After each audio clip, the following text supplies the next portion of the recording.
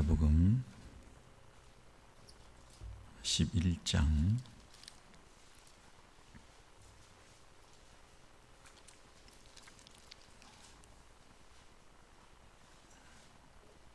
11절에서 12절 말씀. 마태복음 11장 11절에서 12절 말씀 같이 우리 한 목소리로 두 절 말씀 같이 읽습니다. 시작. 내가 진실로 너희 여자가 낳은 자 중에서 세례 요한보다 큰 이가 일어남이 없도다. 그러나 천국에서는 극히 작은 자라도 저보다 크니라. 세례 요한의 때부터 지금까지 천국은 침노를 당하나니 침노하는 자는 빼앗느니라. 12절 한번 더 읽겠습니다. 세례 요한의 때부터 지금까지 천국은 침노를 당하나니 침노 당하는 자는 빼앗느니라. 아멘.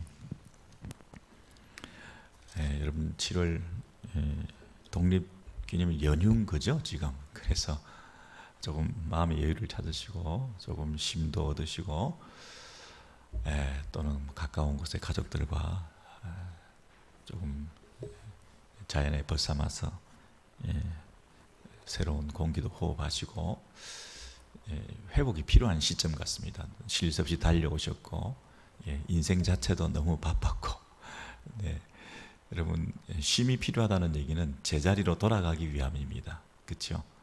무작정 늘어지고 모든 것을 자포자기하는 것처럼 더 나락으로 빠지는 그런 쉼이 아니라 계속 쉬는 게 아니라 제자리로 돌아오기 위해서 쉬는 것입니다.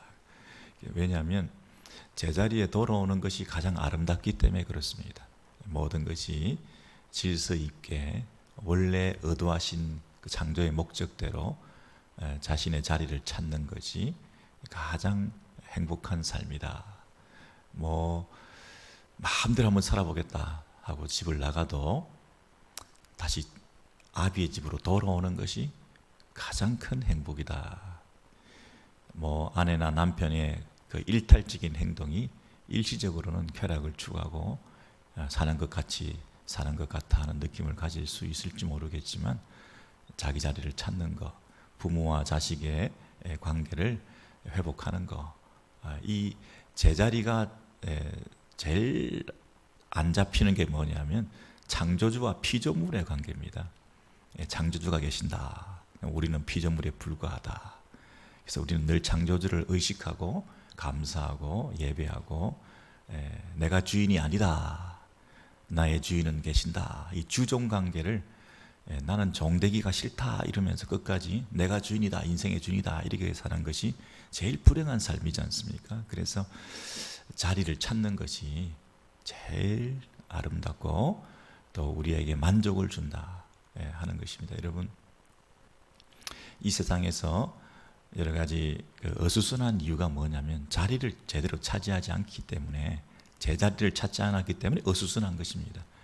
집안에서도 정돈만 하더라도 있을 때 있고 이 물건이 왜 여기 와 있냐 늘 놔두던 자리에 있어야지. 그래야 뭔가 편리하기도 하고 또 마음도 안정감이 있고 그런데 막 어수선할 수 있다는 얘기는 자리가 잡히지 않았기 때문이다. 그렇게 말할 수 있어요. 여러분 그래서 이 모든 문제를 세상의 모든 이 어수선함을 해결할 수 있는 것이 뭐냐면 복음입니다. 복음이 우리에게 생명을 주고 인생에 만족을 주고 우리 안에 참된 기쁨을 회복해 줍니다. 이 복음이 뭐냐면 제자리 찾기 운동이에요. 복음이 뭐냐? 제자리 찾기 운동을 하는 것입니다. 지금 세상에 전쟁이 나 있습니다. 러시아, 우크라이나뿐 아니라 곳곳에 내전이 있고 다툼이 있고 갈등이 있습니다. 자기의 욕망의 표출이고 자기의 욕심을 아주 남을 억압해서라도 뺏어 오려고 하는 경쟁적인 관계들이 난무합니다. 국가끼리만 그렇습니까? 개인끼리도 가정끼리도 민족끼리도 심지어 교회끼리도 경쟁, 시기, 질투 이런 것들이 뭡니까? 그 관계들이 우리가 이렇게 나쁜 이유가 뭘까요? 여러분 가스비가 막 올라가지고 정상이 아닌데요. 모든 게 이게 비정상이다. 이게 정상이 아닌 이유가 뭘까요?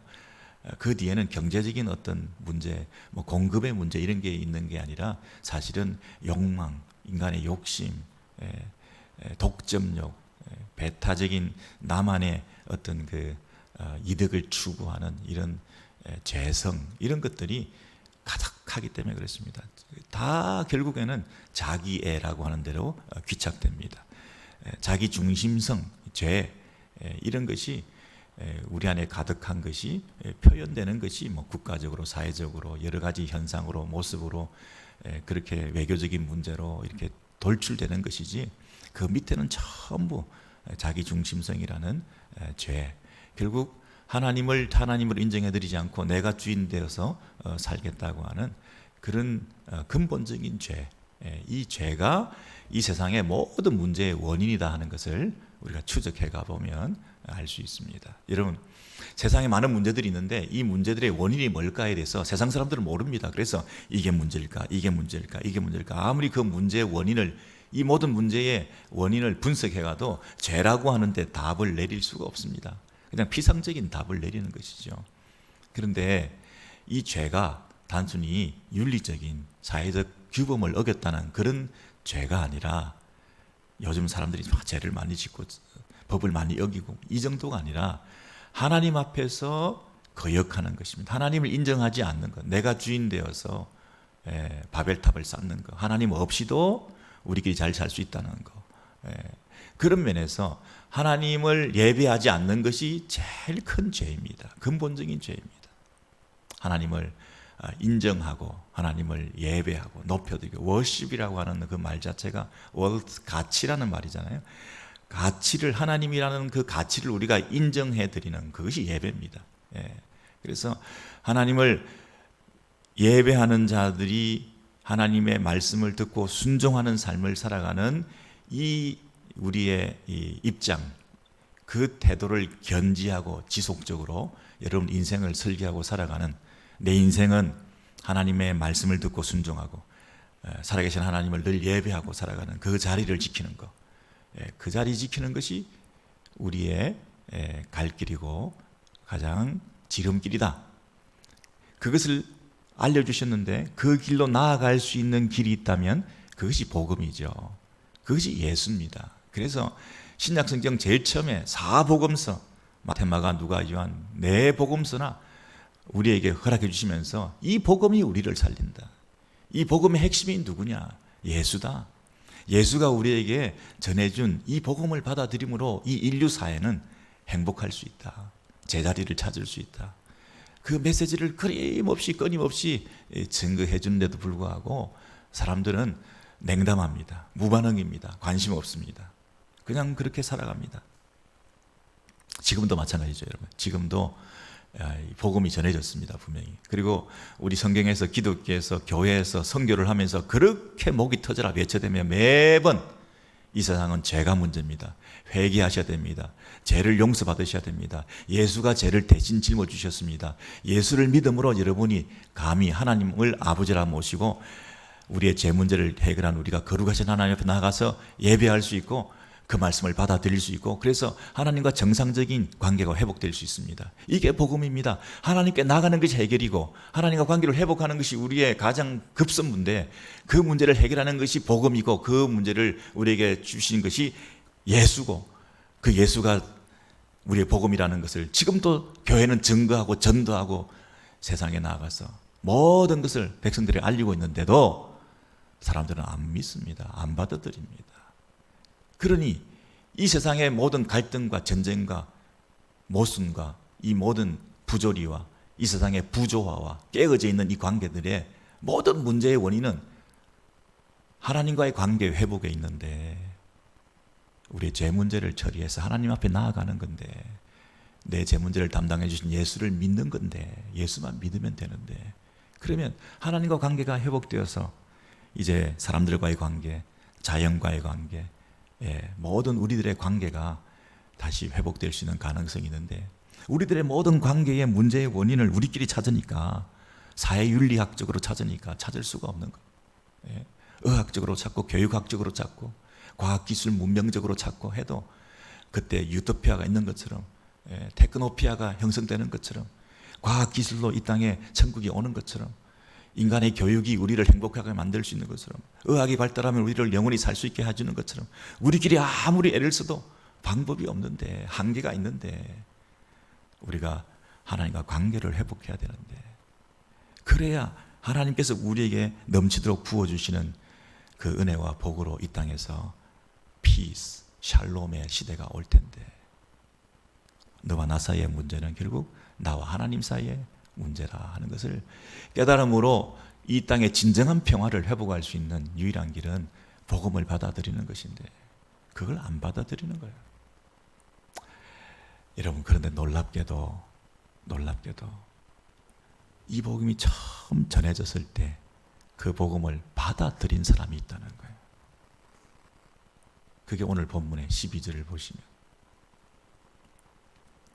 여러분 12절에 이런 말씀이 있죠. 세례 요한의 때부터 12절입니다. 지금까지 천국은 침노를 당하나니 침노하는 자는 빼앗느니라 그랬습니다. 세례 요한 때부터 지금까지, 지금은 언제일까요? 지금은 예수님께서 지금 말씀을 이렇게 하시면서 세례 요한의 때부터 지금까지 이렇게 말하지 않습니까? 그러니까 세례 요한 때부터 지금까지, 그때, 그 처음 복음이 전해졌을 때, 그때 천국은 침노를 당한다. 그리고 침노하는 자는 빼앗느니라. 그 당시에도 세례 요한이 복음을 전했는데, 회개하라 천국이 가까웠다, 복음을 전했는데, 그때도 어떤 사람들은 천국을 받아들인 사람이 있고 어떤 사람들은 천국을 받아들이지 않은 사람이 있다. 그러면서 그때에 천국이 침노를 당한다. 천국이라는 것이 하나님 나라지 않습니까? 그 하나님 나라가 침노를 당한다는 얘기는 하나님 나라에 사람들이 들어오고 있다. 하나님 나라가 문이 열려졌다. 하나님 나라의 문이 젖혀져서 그 문으로 몰려 들어오는 사람들이 있다, 이런 얘기잖아요. 세례 요한 때부터 지금까지 천국의 문이 열려서 그 문으로 들어오는 사람들이 있다. 들어오는 사람들은 그 천국을 차지한다, 이렇게 되어 있습니다. 그러니까 조금 더 우리가 그 11절과 연결시켜서 한번 보시면요, 11절에 진실로 내가 너희에게 말하노니 여자가 낳은 자 중에 세례 요한보다 큰 자가 없다. 여러분, 세례 요한이 가장 큰 자라는 뜻이죠. 세례 요한이 가장 큰 자다. 그러나 천국에서는 가장 작은 자라도 세례 요한보다 더 크다. 그랬으니까 새로운 시대가 왔다. 그러나 이제 천국이 왔다. 세례 요한이 선포했던 하나님 나라가 왔다 하는 그 세례 요한이 전함으로써 시작된 그 하나님 나라의 질서 아래에서는, 지난주에 말씀드린 대로 세례 요한은 마지막 선지자로서 이제 구약 시대를 대표하는 분이라고 한다면, 신약 시대 세례 요한이 선포해서 예수께서 오심으로 시작된 새로운 질서 안에서는 이게 뭡니까? 천국에서는 왕이 왔기 때문에, 왕국이 시작되었기 때문에 천국이 시작된 거잖아요. 왕이 오셨어요. 그러니 예수께서 이 땅에 오셨으니 왕국이 시작되어서 하나님 나라가 이 땅에 임한 것이죠. 그러므로 이 천국의 질서 아래에 있는 자는 옛 질서에 있는 자들보다 가장 부족한 자도 옛 질서에서 가장 큰 자보다 더 크다 하는 그 우리가 비유를 통해서 이 천국의 기쁨, 예수와 함께하는 삶의 그 즐거움, 이제 제자리를 찾은 이 질서 안에서 누리는 행복, 예수가 왕으로 오셔서 누리는 그 왕국의 백성의 그 평안함, 샬롬, 그 왕의 통치 아래에 존재하는 그 기쁨, 왕의 명령대로 순종하는 그 즐거움, 그 속에 이제 우리가 들어가게 되었다는 거 아니겠습니까? 그래서 이제 그 천국에 들어가게 되었다.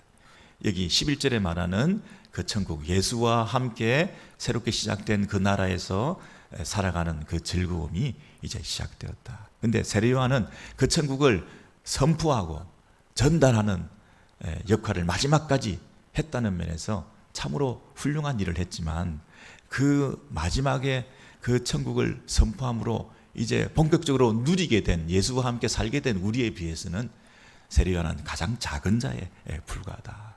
그렇게 대조적으로 강조해서 우리의 그 기쁨에 대해서, 새 시대의 도래에 대해서 극적인 이런 표현을 쓰면서 우리가 가장 큰 자일 수 있다, 이렇게 말을 하는 것입니다. 여러분, 그러면 다시 질문으로 돌아가서요, 세례 요한이 선포했던, 시작하게 한 그때부터, 아까 12절에 다시 보시면 세례 요한이 우리에게 증거해주고 선포했던 그때부터 지금까지 이미 그 천국은 시작되었고, 예수님과 함께 그 천국에서 백성들이 들어오고 있다, 문이 열어졌다, 이렇게 말을 하잖아요. 그 당시에도 이 예수를 안 받아들인 사람들은 태반이었죠. 그런데 예수님께서 지금도 천국은 열려 있다, 그리고 많은 사람들이 들어오고 있다. 여러분, 지금도 마찬가지죠.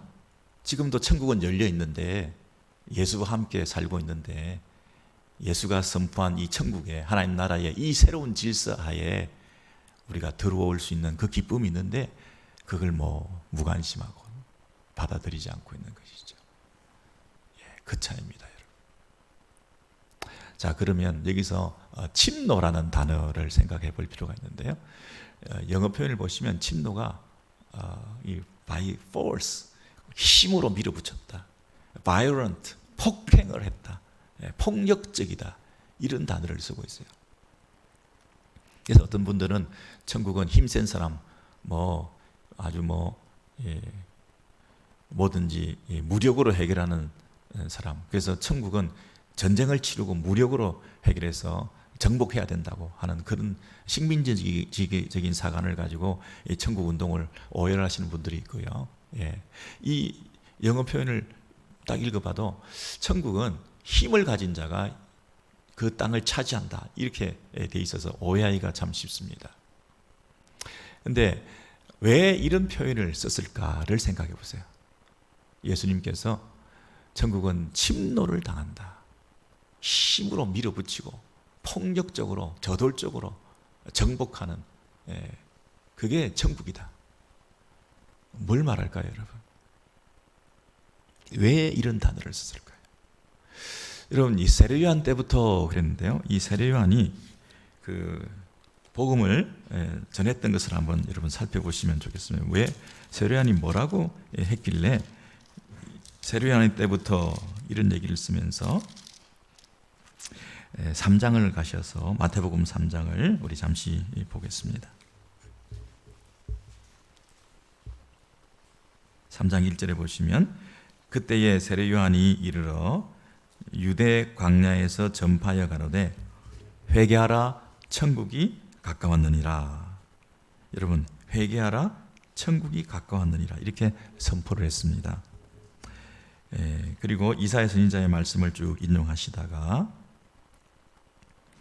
6절에 보시면, 자기들의 죄를 자복하고 요단강에서 그에게 세례를 받더니 많은 사람들이 나왔습니다. 그런데 독사의 자식들아, 이렇게 바리새인과 서기관들을 나무라시고, 누가 너희를 가르쳐 임박한 진노를 피하라 하더냐. 임박한 진노에 대한 얘기를 하시고요.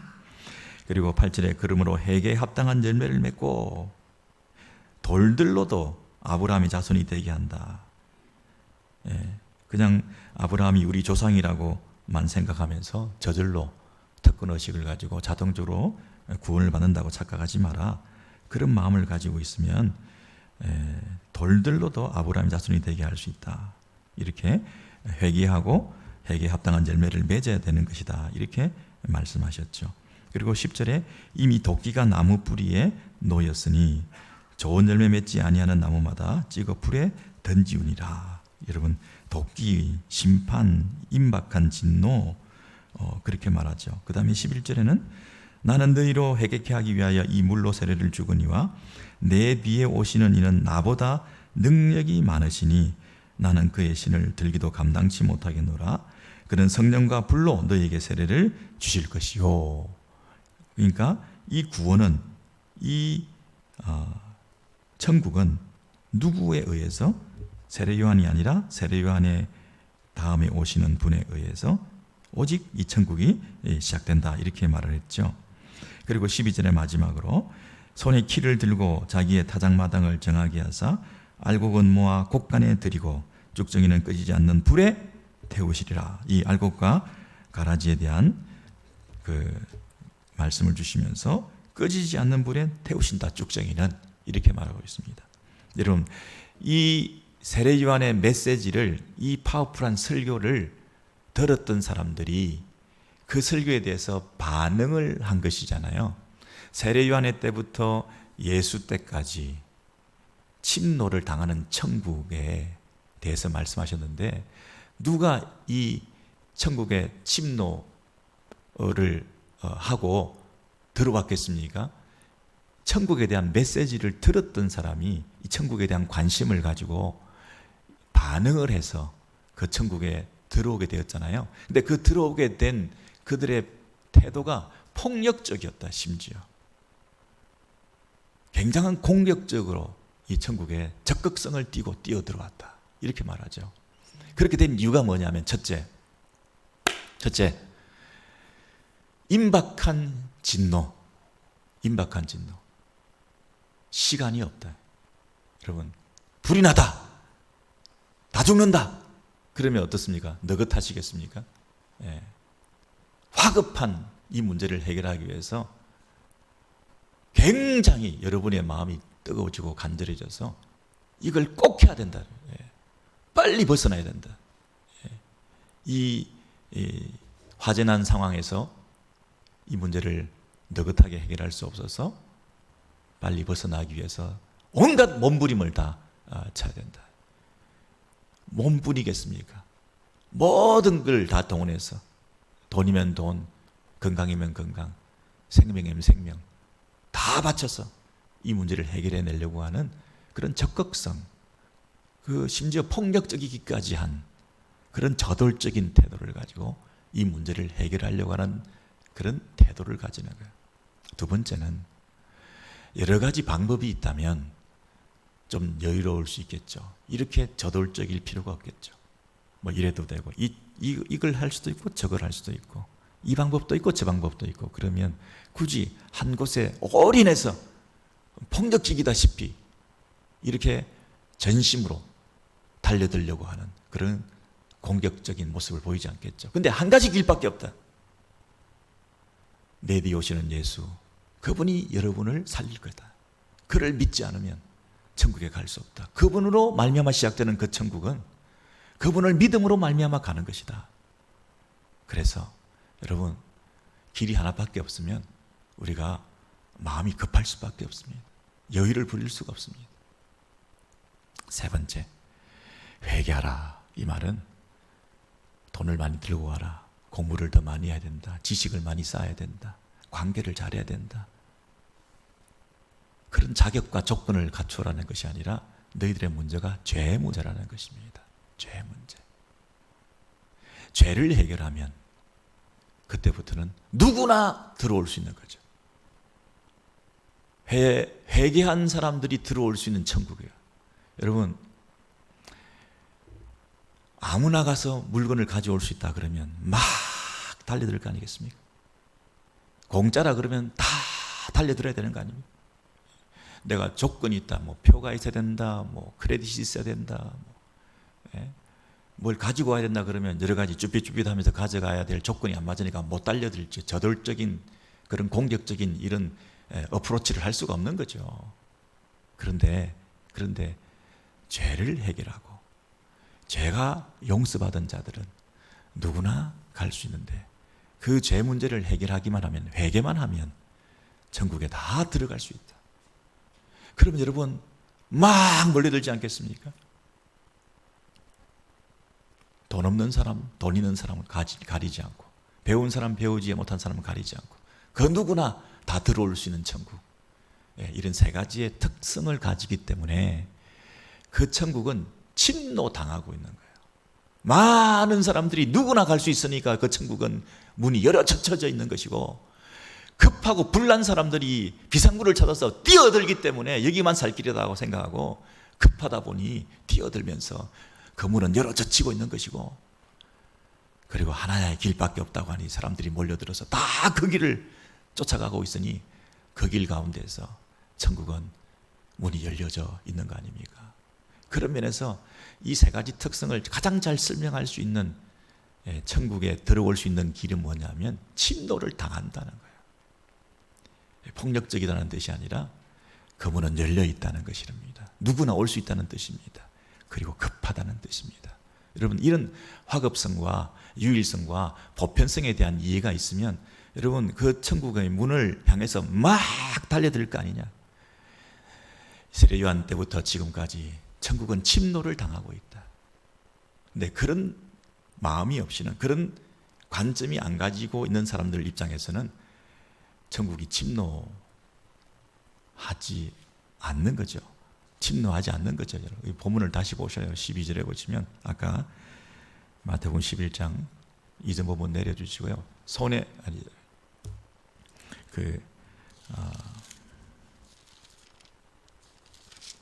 세례 요한 때부터 지금까지 천국은 침노를 당하나니, 그 천국의 모습이 침노를 당하는 모습이고, 그 천국으로 뛰어드는 모습을 가진 사람들은 침노하는 자의 모습이에요. 침노당하는 천국, 그 천국을 침노하는 모습, 이것이 정상적인 복음에 대한 반응의 모습이라는 것입니다. 여러분, 우리 남은 세월 2022년 이제 하반기가 시작되었습니다. 세계 선교를 위해서 땅끝까지 복음을 들고 수고하는 우리 사역자들을 위해서 우리 기도할 때 그 선교지에서도 이런 현상들이 일어났으면 참 좋겠다.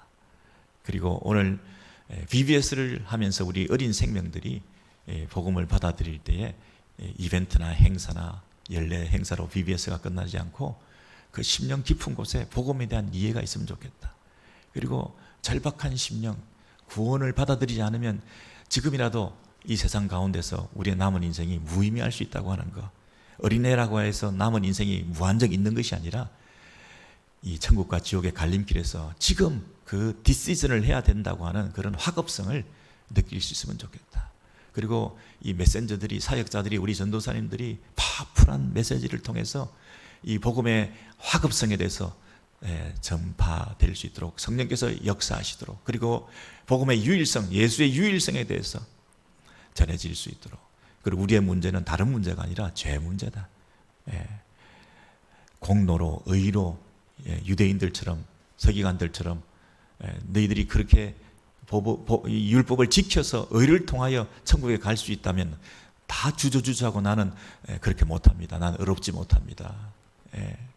나는 그 의를 지킬 수 없습니다. 일부분만 자신감을 가지고 자기 의를 가지고 나서고 하는 그런 천국이 될 터인데, 그런 게 아니라 회개하면 누구나 들어올 수 있는 천국, 천국이 침노를 당할 수 있는 그런 복된 은혜를 저와 여러분이 깨닫고 남은 세월 주를 위해서, 복음을 위해서 더 힘있게 살아낼 수 있기를 소원합니다. 우리 찬송 한 장 드리시고 우리 같이 기도하겠습니다. 196장 날 구원하신 예수를 영원히